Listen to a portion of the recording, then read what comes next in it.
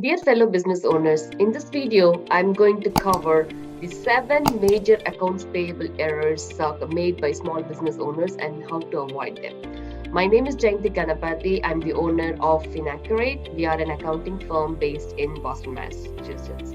So we work with small businesses a lot, and these are common errors we find most of the small business owners make, and that's what we are going to cover in this video, and also a solution on how to avoid them, so you have a perfect accounts payable system. So let's get to it. Number one, paying invoice before you receive the goods or service. This is one thing we see when there are so many people handling invoices and payments in your business. There's one person who is responsible for receiving invoices and paying them. As soon as he or she receives the invoice from the vendor, they are often not checking whether we really received the service mentioned in the invoice, or if it's a product, did we really receive the product in. Before checking all that, they are going ahead and making a payment to the vendor. So what happens in this case, you're paying for something you haven't received the benefit of it being a service or a product. That's a common error we see. Number two, excess payment. This is another common error that we see as well, where you receive an invoice. Often you will see, if you're working with a vendor on a regular basis, the next invoice they will say this is a carry forward balance and this is the current invoice due.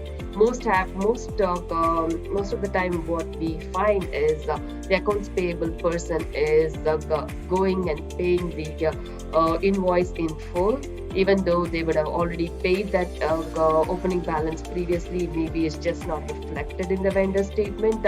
Instead of just paying the current invoice amount, they are going ahead and paying the entire balance, which includes the balance from the previous invoice, which is already paid and just not reflected on the vendor statement. So this happens. This can result in overpaying the invoice than what is actually due.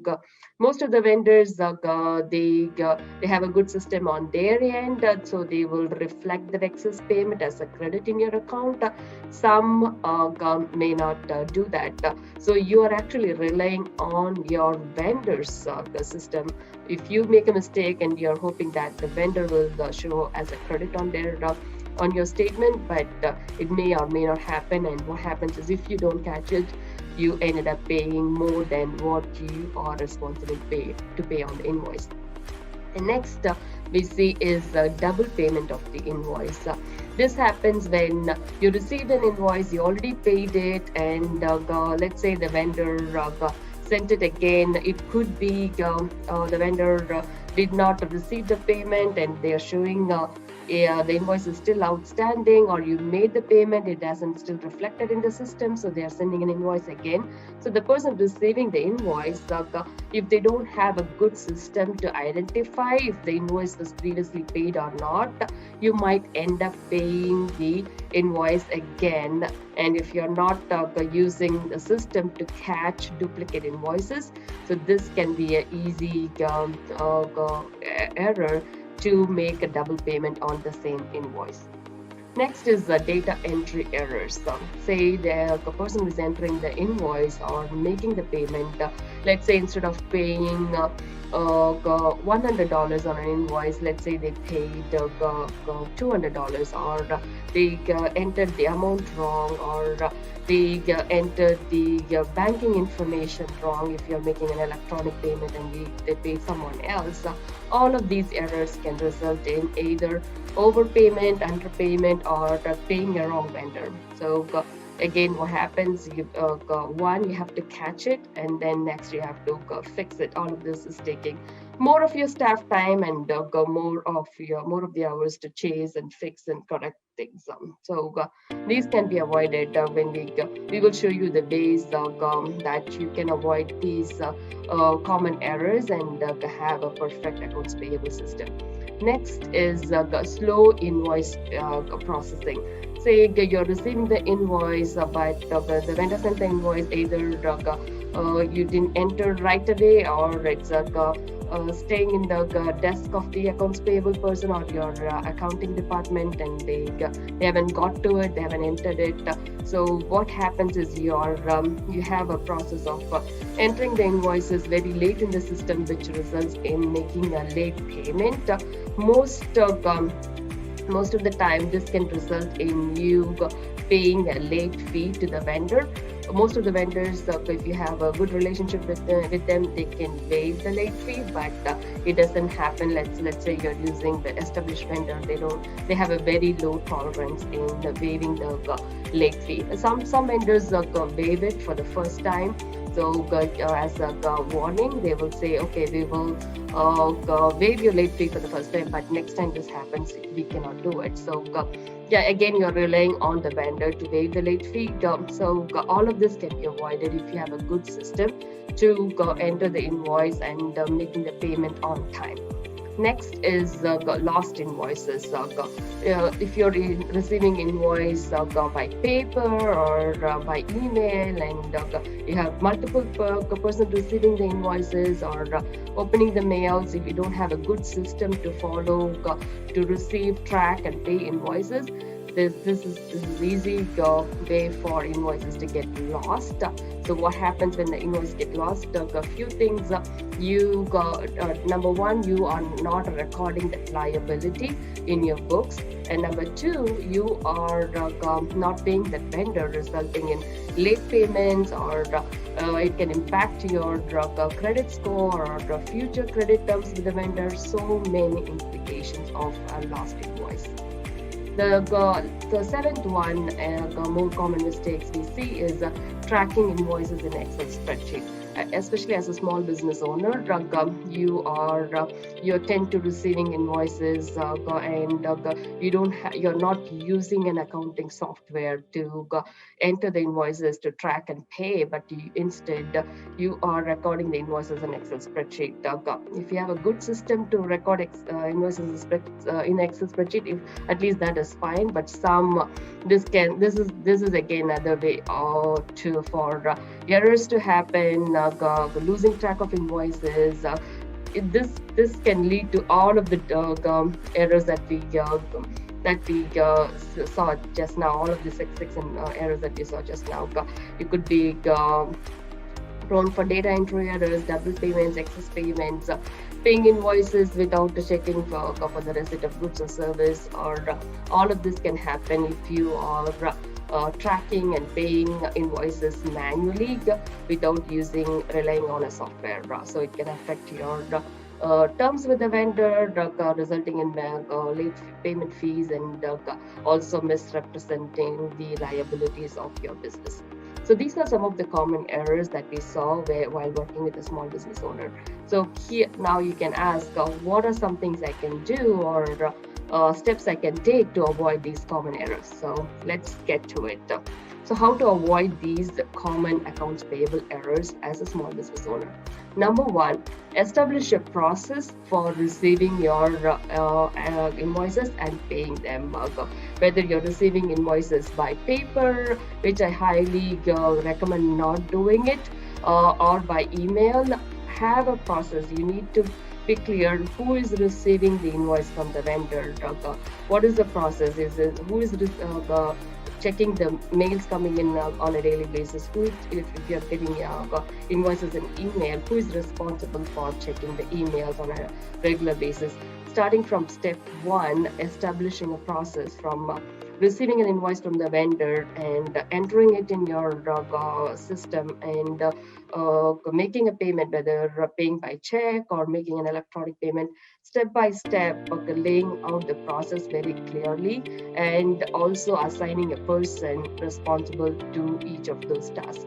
We highly recommend to our small business owners to set up a accounts payable at yourcompanydomain.com email and direct all of your vendors to only send invoices to that email. not only the invoices, any questions they have about the payments, or any questions they have about, say they have to correct the invoice, or they're following up on payment, any communication with the vendor, always ask your vendor to only send those invoices or queries to accounts payable at yourcompanyname.com email. And I highly recommend converting all of your vendors to electronic invoices instead of receiving paper invoices. What happens with that is you have to rely on the invoice to come in the mail. It delays the process. Someone has to open the invoices, and if they have to pass it on to the person who is processing it in the accounting department or accounts payable department, they have to scan it. So it just adds more step to the process and more time in the receiving, entering, and paying an invoice. You have a accounts payable email. The vendors are directly sending the invoices to that email account, and you are assigning someone, making them responsible to check that email regularly and process invoices coming in. So it's just more efficient, and it's a great time saver as well.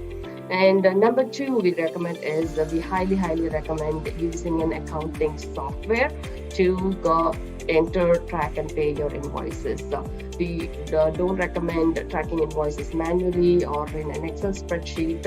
Use accounting software tools like QuickBooks, or even there are tools available to automate your accounts payable process like Bill.com. So if you're using accounting software, make sure your as soon as the invoice is received in the email, it's entered in the system. That way, you are showing your liability to the vendor correctly in your system as well.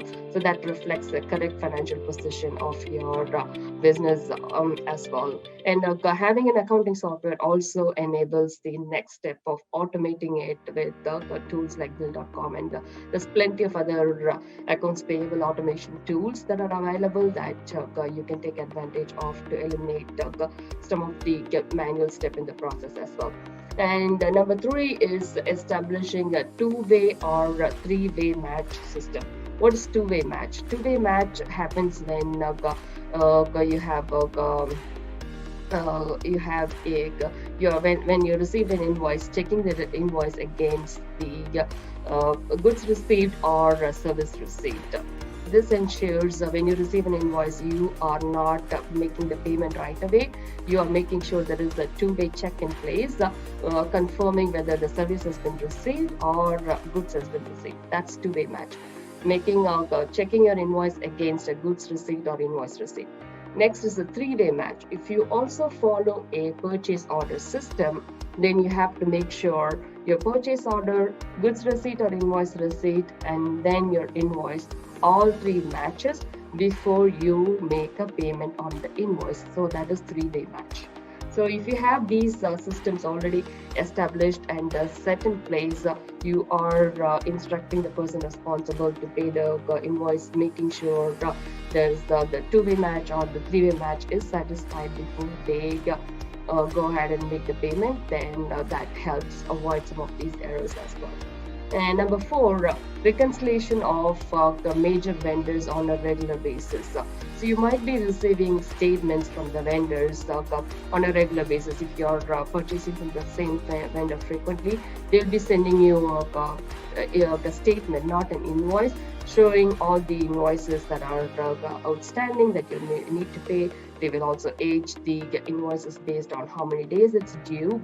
So we highly recommend our small business clients to identify top 5 vendors, like the major vendors that you regularly purchase and in large volumes. So you sort the vendors based on the amount that the volume of transaction you do with them. So we pick like top 5 vendors or top 7 vendors or top 10 vendors based on how many vendors you deal with, and have the accounts payable person or your accounting department reconcile the statement for those top 5 vendors on a monthly or a quarterly basis, depending on, again, you decide that based on the volume of transactions and the number of vendors you have. If you don't have that many vendors, then reconciling the statement on a quarterly basis is fine as well. But if you have more vendors, then reconciling on a monthly basis would make sense. So you decide based on the volume. And we highly recommend not without reconciling a vendor statement over a year. Within a year, you should have at least covered majority of the vendors, if not all of the vendors, and reconciling with the statement. That helps ensure that you entered all the invoices that you received, you made payments, and what you show as outstanding also matches what the vendor says is outstanding and receivable on their end. Next is segregation of duties. So this is very important to avoid any errors or staff fraud. Say you have a person who is responsible for receiving the vendor invoices, entering that vendor information in the system, and also paying that vendor. If you make one single person responsible for all these 3 activities, then the chances of the staff making fraud is really high. You don't have another person and checking whether the vendor is legit or we making the payment correctly to that vendor. So you don't have a system to check and track if your staff is making a fraud or stealing money from you. So that is why we highly recommend having at least a two-step process. The person who is responsible to receive and enter invoice, input all the vendor information in your software should not be made responsible to also make the payment.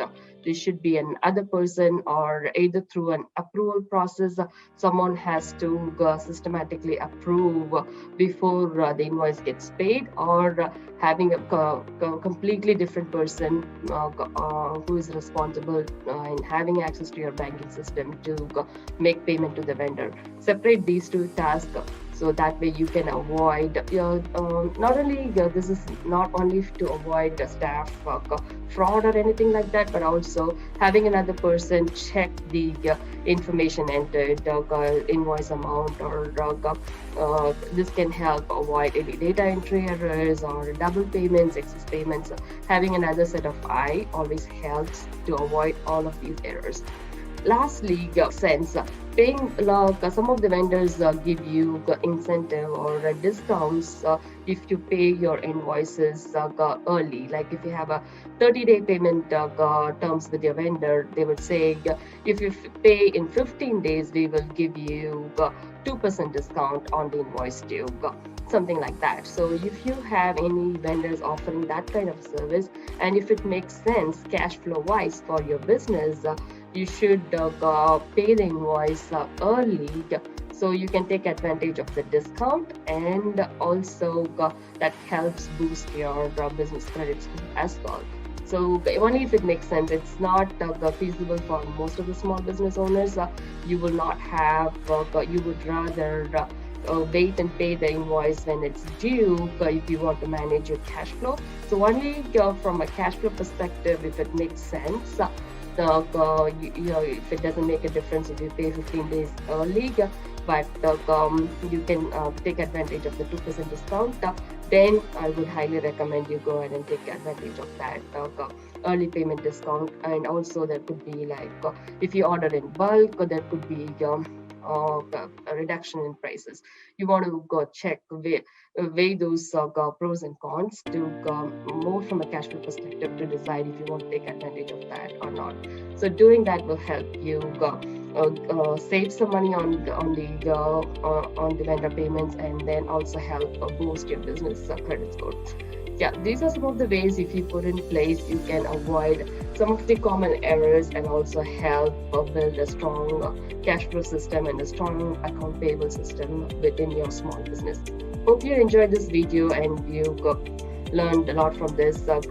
Please subscribe to my YouTube channel and also make sure to press the bell icon so you will get notified when we release more videos in the future. Thanks for watching, and I will see you in the next video.